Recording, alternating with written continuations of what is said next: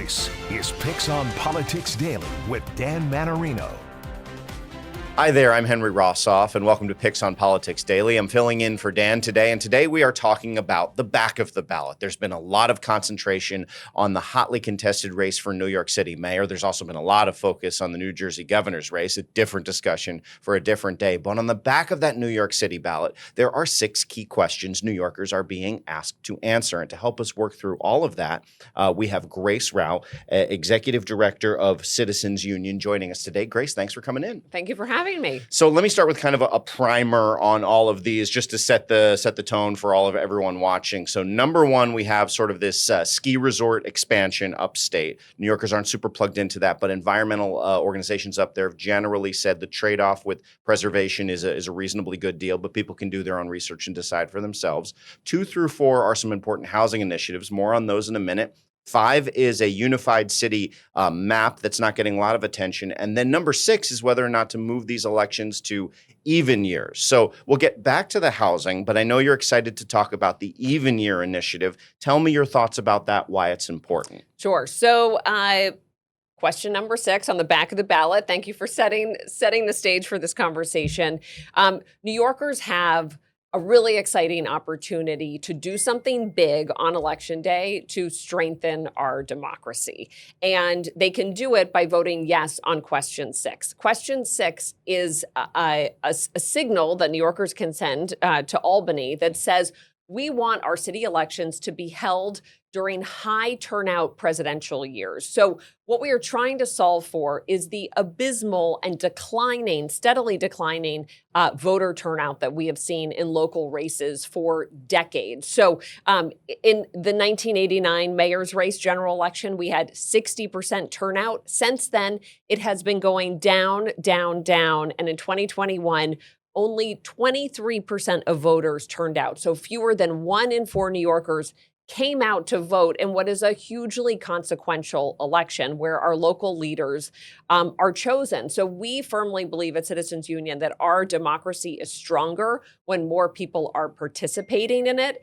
And we know that when more New Yorkers are voting, we have a more representative electorate overall, right? In these low turnout local elections, the voters that come out tend to be older, wealthier, whiter than the population of New York as a whole.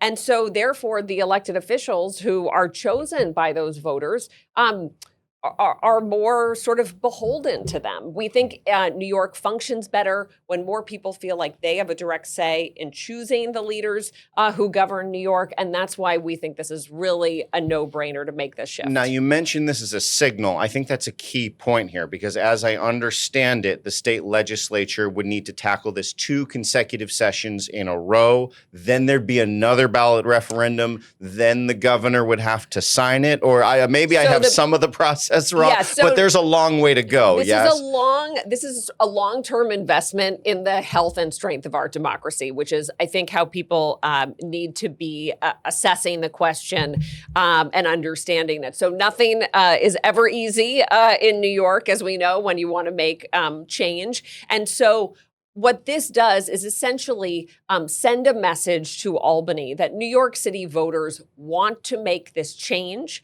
But then, as you noted, Henry, it does go to the state legislature. So in order to make this change, there would need to be a statewide constitutional amendment. So 2 consecutive state legislatures would need to approve that, and then it would go to statewide voters to affirm that decision. So this is a longer-term process. So it's not like the next mayoral election we'd be switching years. This is a sort of longer-term investment in our democracy. And I should note that New York is not sort of leading the charge on a reform like this. I wish we were, but we're not.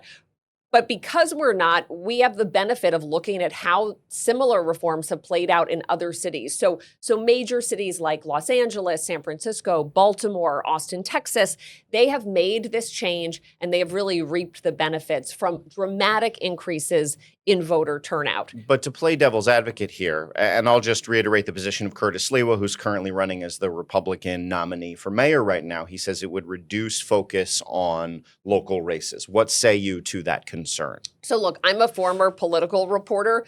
A mayoral race is like my Super Bowl, right? I like you and people who are following this program, we are watching and closely following along for every twist and turn in the mayor's race. We are highly informed voters when we go to the polls. Sadly, we are outliers. I imagine, like me, your phone on election day blows up with text messages from friends who are saying, who should I vote for? What do these ballot measures mean? People tend to do their homework when they go to the polls. That is how most New Yorkers and most people, frankly, make decisions about how they're going to weigh in on a race. And right now, our local elections are held in these incredibly low turnout years. So it's only a small subset of New Yorkers who are having a say in choosing their leaders. We think it is really important that many more New Yorkers are invested in the success of their government, feel connected to it, feel like they had a say in choosing their elected officials. And that will happen when they go to the polls in much bigger numbers. So we know in presidential years, we often see 2-3 times as many New Yorkers turn out to vote. Those New Yorkers, they're still going to do their homework before they go to the polls. We have a very robust local press corps in New York City that does an incredible job of covering these races and the issues that are most important to New Yorkers, and I'm confident that that will continue.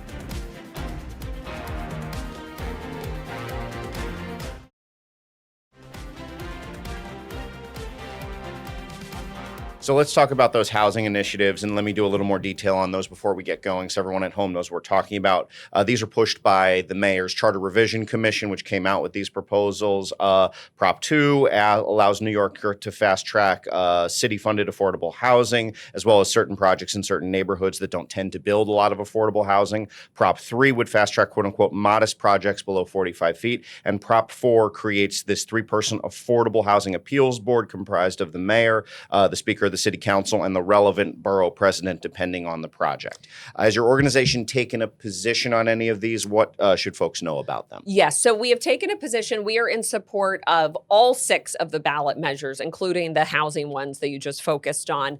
And just taking a step back, I think we can look at questions 2, 3, and 4 sort of as a package deal in many respects.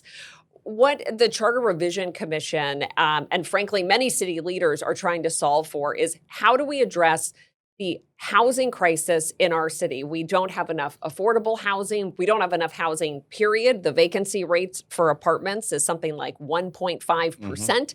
So it's not even just a question of can you afford the rent? It's can you actually even get access to this apartment when you need it? So we have a big problem. And right now it takes far too long to actually advance projects that there is high demand for because of all sorts of bureaucratic hurdles that are in place. So the Charter Commission really was convened to try and kind of loosen this knot that we have created in New York City that has made it so difficult to build more housing, more affordable housing. So they are simultaneously trying to fast track high value, high need projects, affordable housing projects in particular, especially ones that receive public funding. And then additionally, they looked to see what are the biggest barriers to progress. And one of the big barriers is that in the city council right now, we have member deference. Right? This is where a single city council member, a project can go through, clear sort of every hurdle along the way, and then go before the city council if it needs some special variance or approval. And a local council member can say, often under, intense pressure from constituents, I don't want this project in my district.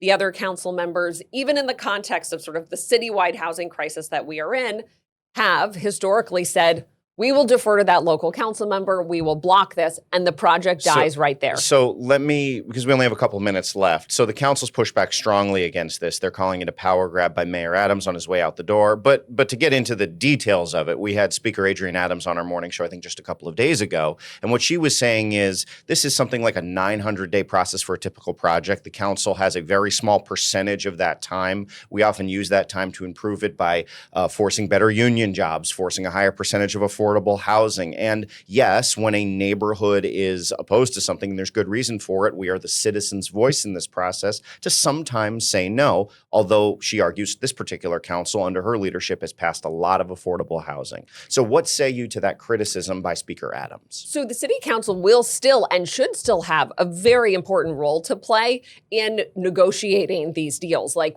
100%. I don't think anyone is arguing with that. What this amendment that's on the ballot would do is create another layer of oversight from elected officials who have more of a citywide interest in mind beyond just the boundaries of a single city council district. So essentially, the ballot measure number 5 calls for creating an appeals board. So if a project gets killed at the city council level, a developer or a nonprofit that's shepherding it through can take it to that appeals board, which would be comprised of the mayor, the city council speaker. So again, another place where the city council is exercising oversight, and the borough president for the borough where the project is slated to go. So those officials, though, have sort of a larger lens that they're bringing to assess the merits of a development. There's a new report out today that shows lists and focus on the number of city council districts where there has been next to no new affordable housing developed. I know that one of the measures says there should be exceptions made to fast track projects, and I believe it's like the least producing 12 council districts or something like that. That's in this, correct? Yes. Yeah. So I think the idea here is the system is not working right now to meet the needs of New Yorkers. And that is why we are in this affordable crisis. We don't have enough housing. We don't have enough affordable housing.